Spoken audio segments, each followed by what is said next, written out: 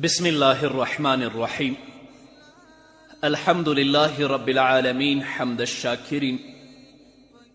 الصلاة والسلام على سيد الأنبياء والمرسلين سيدنا ونبينا وشفيعنا ومولانا محمد وعلى آله وأصحابه الطيبين الطاهرين.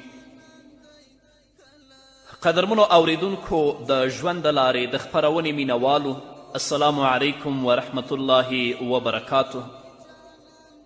ستاسو روغتیا او خوشحالي د پاک رب نه غواړم، په دې هیله چې د صحت او عافیت جامې پر تن ولرئ او خوشحالي مو په برخه وي. دا دی زه محمد یاسین فهیم د ژوند د لارې د خپرونې په وړاندې کولو کې ستاسو په خدمت کې یم. زموږ د نن ورځې د خپرونې موضوع بیا هم له ګناهونو څخه د خلاصون لارې. درنو اوریدونکو، د ګناه په وجه باندې د عقل رڼایي ختمیږي. دا ځکه چې عقل رڼایي لري او دغه رڼایي ګناه ختموي. کله چې د عقل رڼایي مړه شي نو عقل کمزوری شي، عقل خراب شي.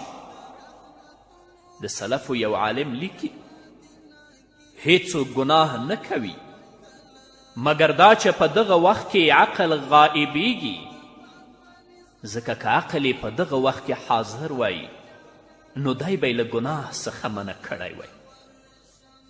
بنده باید د دې احساس وکړي چې دی د الله رب العزت په ولکه کې دی.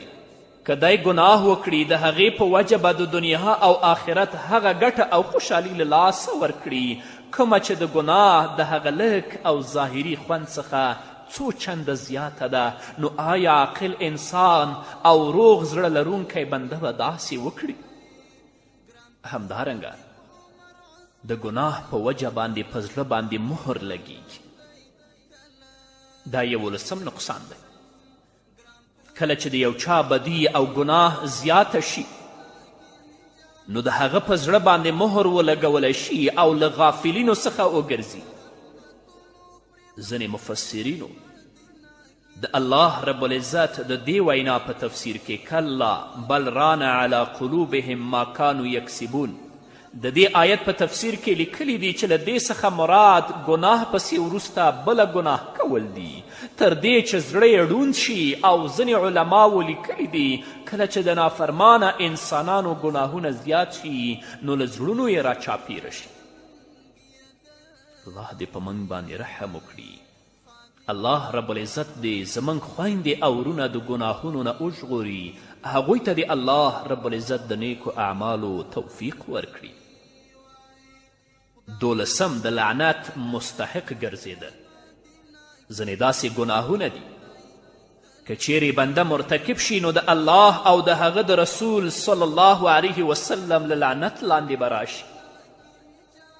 د مثال په توګه الله رب العزت په خپل کتاب کې په هغه چا لعنت ویلی چې د هغه د کتاب آیتونه او د هدایت دلایل پټوي او له حق ویلو څخه ډډه کوي. هغه څوک چې د الله رب العزت د کتاب آیتونه پټوي او له حق ویلو سره ډډه کوي هغه دې پوه شي چې هغه د الله رب العزت د لعنت مستحق او وړ دی. همدارنګه هغه څوک چې پر پاکو ښځو باندې د زنا او بدکاري تهمت لګوي الله په دیو باندې هم لعنت ویلی دی. همدارنګه رسول اکرم صلی الله علیه وسلم پر هغه ښځه باندې لعنت ویلی چې ځان ته ویښته ږدي او هغه ښځه چې دا کار ورته کوي، همداراز هغه ښځه چې په ځان داغولو سره خال لګوي او هغه ښځه چې بلې ښځې ته دغسې کار کوي. دا ټول هغه ګناهونه دي که څوک د دې ګناه مرتکب شي هغه د الله او د هغه د رسول د لعنت وړ ګرځي. همدارنګه په احادیثو کې د شرابو په څکونکي، د شرابو په وړاندې کوونکي، د شرابو په زبېښونکي، د شرابو په پلورونکي او د شرابو په اخیستونکو باندې د محمد رسول الله په احادیثو کې لعنت ویل شوی دی. الله رب العزت دې موږ د هغو ګناهونو نه وساتي چې د هغو په ترسره کولو باندې موږ د الله د رحمت او د نظر نه لرې کیږو، د الله رب العزت د لعنت وړ ګرځو. نو راځئ ګناهونه پرېږدئ، هغو نیکو عملونو ته مخه کړئ چې د هغو په ترسره کولو باندې تاسو د الله د رحمت وړ وګرځئ. چې کله د الله رحمت د ستا د حال شامل شو، ځای دې بیا جنت دی. او که خدای مکړه ګناهونه دې ترسره کړل، هغه ګناه چې په هغې باندې ته د لعنت وړ ګرځې، نو د الله د رحمت نه لرې شوې. چې کله د رب العزت د رحمت نه لرې شوې، نو بیا دې ځای جنت نه بلکې جهنم دی. الله دې په موږ رحم وکړي. 14 د ملائکو له دعاګانو څخه محرومتیا. د ګناه په وجه باندې انسان د ملائکو له دعاګانو څخه محرومیږي. الله رب العزت په سورة مؤمن کې فرمای: الذين يحملون العرش ومن حوله يسبحون بحمد ربهم ويؤمنون به ويستغفرون للذين آمنوا ربنا وسعت كل شيء رحمة وعلما فاغفر للذين تابوا واتبعوا سبيلك وقهم عذاب الجحيم. الله فرمای د عرش نیونکې ملائکې او له عرش څخه چاپیره ملائک د خپل رب ثنا او حمد وایي. هغوی چې په الله رب العزت باندې پوخ باور لري، د مؤمنانو لپاره بخښنه غواړي، داسې وایي چې ای زموږ پروردګاره، ستا رحمت او علم هر شي ته پراخ دی. نو هغو کسانو ته بخښنه وکړه چې توبه وباسي او ستا د لارې پیروي یې کړې ده او د دوزخ له عذاب څخه یې وژغوري. ربنا وادخلهم جنات عدن التي وعدتهم ومن صلح من آبائهم وأزواجهم وذرياتهم إنك أنت العزيز الحكيم. ای پروردگاره، دغسې خلک هغو همیشنیو جنتونو ته داخل کړي چې تا یې ورسره وعده کړې ده. د دوی نیک عمله پلاران، ښځې او اولادونه هم ورسره داخل کړه. بېشکه چې ته غالبه او د حکمت څښتن یې. وقهم السیئات ومن اتق السیئات یومئذ فقد رحمته وذلك هو الفوز العظیم. او هغوی له بدیو او سزاګانو څخه وساتې. یقینا چې په دې ورځ باندې ته څوک وساتې، نو مهرباني به دې پرې کړې وي او همدغه لویه کامیابي ده. له دې آیتونو څخه په ډاګه کیږي چې ملائک د هغو خلکو لپاره دعا کوي څوک چې توبه وباسي او د الله رب العزت د کتاب او د محمد رسول الله د سنتو پیروي کوي، مګر څوک چې ایمانی صفتونه ونه لري، د ګناه په کارونو کې مشغولیږي او د حق لاره پرېږدي، هغوی له دې دعاګانو څخه بې برخې دي. یا الله، ته موږ ته د نیکو اعمالو توفیق راکړه تر څو د ملائکو په دعاګانو کې شامل شو او د بدو عملونو او د ګناهونو نه مو وساته تر څو د ملائکو د دعاګانو نه محروم نشو. 14 په ځمکه کې ورانۍ او فساد. د الهي مخالفتونو له اغیزو څخه دا هم ده چې په ځمکه کې بیلابیل آفتونه او ورانۍ رامنځته شي، لکه په اوبو، هوا، غلجاتو، میوو او هستوګنځیونو کې ورانۍ او آفتونه راتلل.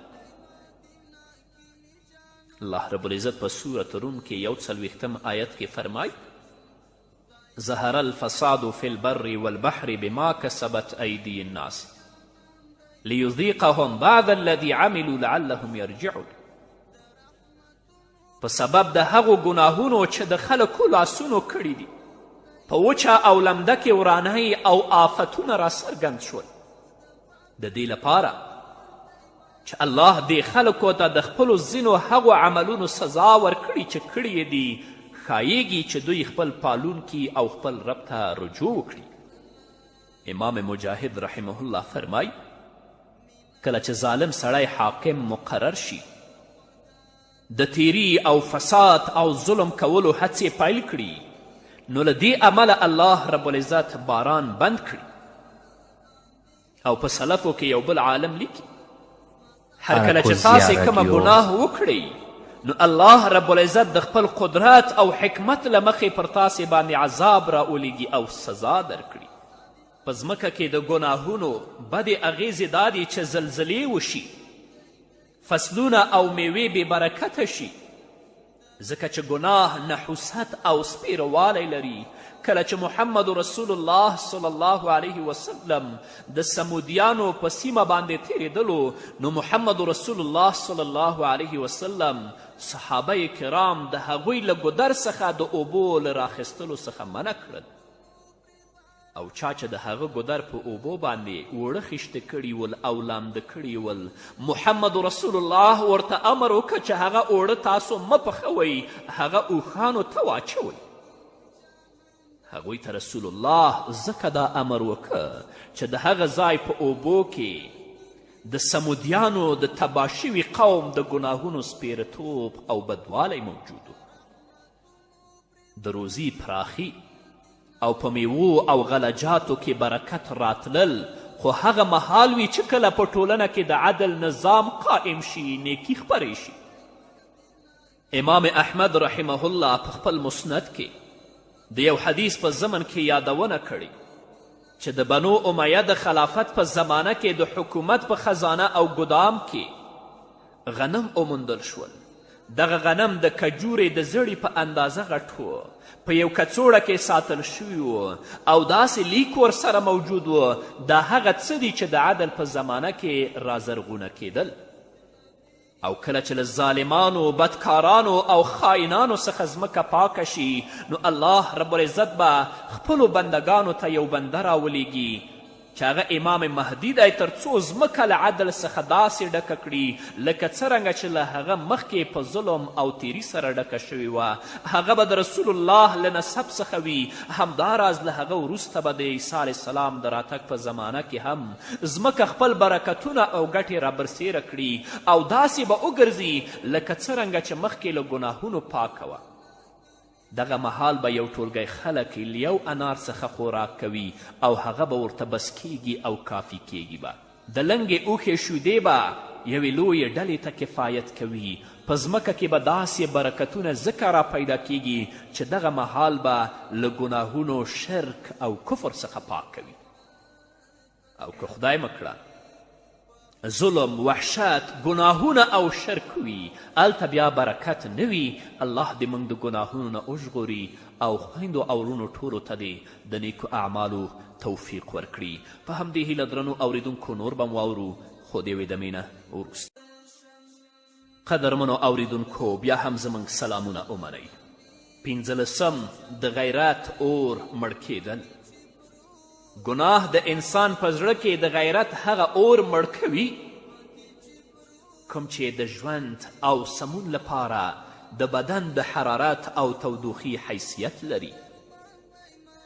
غیرت له زړه څخه چټل صفتونه او بد خویونه وباسي، لکه د آهنګر بنۍ چې سره زر، سپین زر او اوسپنه صفا کوي. خو د چا ګناهونه چې زیات شي، نو له زړه څخه یې غیرت ووځي، تر دې چې بیا نه پر ځان، نه په کورنۍ او نه پر نورو خلکو باندې غیرت کوي. او ډیر بې غیرته انسان هغه دی چې خپل بد کار خو ورته بد نه ښکاري، خو نورو ته هم بد او فاحش کارونه ښایسته کوي.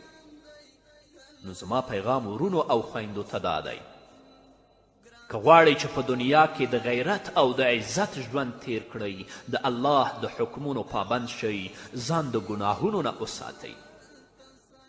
ځکه که خدای مکړه تاسو د ګناهونو مرتکب شئ او په ګناهونو باندې عادت شئ، همدا ګناهونه ستاسو د غیرت اور مړ کوي. نه به بیا پر ځان غیرت کولی شئ، نه په خپلې کورنۍ او نه په نورو خلکو باندې. 14 د حیا تلل. حیا د زړه لپاره ژوندون او د هرې ښېګڼې بنسټ دی. کله چې له بنده څخه حیا ولاړه شي، نو له هر ډول نیکبختي څخه محروم شي، او څوک چې حیا ونه لري، هغه بیا په نورو ګناهونو باندې هم اړ نه وي. د بخاري حدیث دی، محمد رسول الله صلی الله علیه وسلم فرمای: ان مما ادرک الناس من کلام النبوة الاولى اذا لم تستح فاصنع ما شئت. رسول الله فرمایی د نبوت لومړنیو خبرو څخه چې کومه خبره راپاتې ده هغه دا ده که حیا ونه کړې بیا چې څه غواړې هغه کوه. د رسول الله صلی الله علیه وسلم د دې مبارکې ویناوې مطلب دا دی چې څوک حیا ونه لري هغه بیا په ګناه کولو باندې صرفه نه کوي او نه د الله تعالی او د محمد رسول الله له خلاف کولو څخه ډډه کوي. نو بې حیا خلکو ته ویرونه او ګواښ دی که نن تاسې د بې شرمي په وجه په هیڅ ګناه اړ نه یاست نو سبا به حتما بده پایله او خراب انجام وګورئ. او د محمد رسول الله بل حدیث دی په هغه کې فرمایي چې حیا او ایمان سره نښتي دي. اذا رفع احدهما رفع الاخر چې کله حیا لاړه ایمان له منځه تللی او چې ایمان لاړه حیا له منځه تللې ده. نو که غواړئ ورونو او خویندو چې په دنیا کې با حیا اوسئ با ایمانه اوسئ له ګناهونو نه ځان وساتئ ځکه ګناه حیا بیا ستاسو له ځان نه وړي او چې کله حیا لاړه بیا په هیڅ ګناه باندې تاسې نه اړ کیږئ.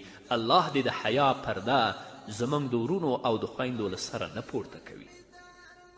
اولسم له زړه څخه د الله د عظمت او د بزرګي وتل. ډېر ځله داسې کیږي چې انسان په دې خبره دوکه شي چې زما په زړه کې د الله رب العزت لویي او عظمت موجود دی. که ګناه کوم نو د هغه د رحمت امید او د هغه د عفو تمه خو لرم.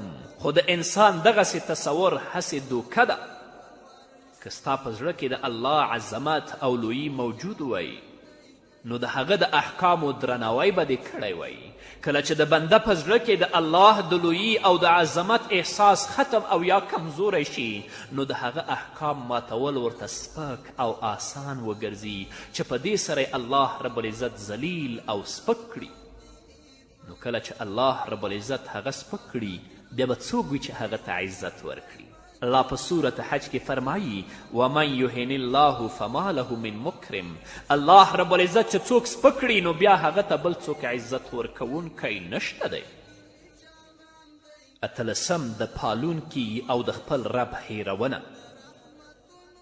ګناه کول د انسان څخه خپل پالونکی او خپل رب هیروي او چې کله خپل پالونکی او خپل رب هیر کړي نو بیا خپل ځان او شیطان ته پاتې شي او په داسې تباهي کې اخته شي چې نجات ورڅخه نشي موندلی. رب العزت په صورت حشر کې 18 او 19 آیت کې فرمایي یا ایها الذین آمنوا اتقوا الله ولتنظر نفس ما قدمت لغد واتقوا الله ان الله خبیر بما تعملون ولا تكونوا كالذين نسوا الله فأنساهم أنفسهم أولئك هم الفاسقون. الله فرمایي ای مؤمنانو له الله څخه وډار شئ له الله څخه وویریږئ او هر نفس دې وګوري چې سبا ورځ ته یې څه لیږلي دي او د الله له نافرماني څخه وویریږئ. بېشکه الله پر هغو عملونو چې تاسو یې کوئ خبردار دی او تاسې د هغه چا په څیر مه کیږئ چې الله یې هیر که چې په دې سره یې خپل ځانونه هیر کړل او همدوی فاسقان دي. نو معلومه شوه کله یو اړخه انسان په نافرمانی سره خپل پالونکی او خپل رب هیروي نو له بله اړخه خپل ځان هم هیروي. د رب العزت هیرول دا دی چې انسان د هغه پیروي پرېږدي چې دا یې د تباهي لامل دی او د خپل ځان له هیرونې څخه مراد دا دی چې انسان له نیکبختي نجات سمون اوچت مقام او کمال ته له رسیدلو څخه محروم شي. الله دې موږ د ګناه نه وساتي. الله دې موږ په سمه لار باندې روان کړي. 19 د احسان له دایرې څخه وتل. کله چې د انسان زړه ته نیکي ننوځي نو له ګناه څخه منع شي او کله چې د احسان مرتبې ته ورسیږي په زړه کې د الله تعالی محبت له هغه څخه ډار او یوازې هغه ته امید او هیله کول ځای ونیسي. خو که چیرې انسان ګناه پیل کړي او د الله په نافرمانی کې اخته شي نو بیا د احسان له مرتبې څخه لرې وځي ان تر دې چې د ایمان له دایرې څخه د وتلو احتمال هم پیدا شي. الله دې موږ د ګناه نه وساتي. شلم د مؤمنانو له ډلې څخه لرېوالی. د مؤمنانو په ډله کې په شاملیدلو او د ایمانی صفتونو په وسیله چې انسان ته په دنیا او آخرت کې کومې ګټې لاسته ورځي هغه په صلحاو او بېشمېره دي. خو له ایمان څخه په وروسته کېدو باندې چې انسان په ګناهونو کې ښکیل شي هغه ګټې او ښېګڼې بیا له منځه ځي. ځینې د هغو ګټو او ښېګڼو یادونه به زه تاسو ته وکم. د لوی اجر وعده الله رب العزت په سورة نساء کې 146 آیت کې فرمایي وسوف یؤتی الله المؤمنین اجرا عظیما، زر دی چې الله به مؤمنانو ته لوی اجر او بدله ورکړي. دویم په آخرت کې به الله رب العزت هغه ته له ویرې او غم څخه نجات ورکړي، لکه چې الله رب العزت په سورة انعام کې 48 آیت کې فرمایي فمن آمن واصلح فلا خوف علیهم ولا هم یحزنون، څوک چې ایمان راوړي او عمل سم کړي نو په داسې خلکو به نه ویره وي او نه به غمجن شي په آخرت کې. همدارنګه په دنیا او آخرت کې اوچتوالی لکه چې الله رب العزت په سورة مجادله کې 11 آیت کې فرمایي یرفع الله الذین آمنوا منکم والذین اوتوا العلم درجات، الله له تاسې څخه هغه څوک اوچتوي چې ایمان راوړی او هغه خلک په درجو پورته کوي چې علم ورکړی شوی دی. همدارنګه عزت او سرلوړي لکه چې الله رب العزت په سورة منافقون کې 8 آیت کې فرمایي ولله العزة ولرسوله وللمؤمنین، عزت او سرلوړي الله لره د هغه پیغمبر او مؤمنانو لره ده. همدارنګه الهي مرسته او ملګرتیا لکه چې الله رب العزت په سورة انفال کې 19 آیت کې فرمایي وان الله مع المؤمنین، او بېشکه چې الله له مؤمنانو سره دی. په دې ځای کې دا باید په یاد ولرو چې په ګناه کولو یو مسلمان له اسلام څخه نه خارجیږي، خو ګناه کول د کامل او پوره ایمان منافي او خلاف کار دی. او که یو څوک په ګناه کولو باندې همیشهوالی کوي نو د دې ویره شته دی چې په زړه کې زنګ پیدا شي او بالآخره د هغې په زیاتېدلو سره په پوره ډول له ایمانه اوځي. الله دې موږ د ګناهونو نه وساتي. په همدې هیله درنو اوریدونکو دا وه زموږ د نن ورځې خپرونه چې ستاسو درانه حضور ته وړاندې شوه. تر بلې خپرونې پورې چې زه بیا هم ستاسو درانه حضور ته راځم، تاسو ټول په لوی او بخښونکي الله سپارم. پاتې ژوند مو نیکمرغه، ښاد، بریالي او کامیاب اوسئ.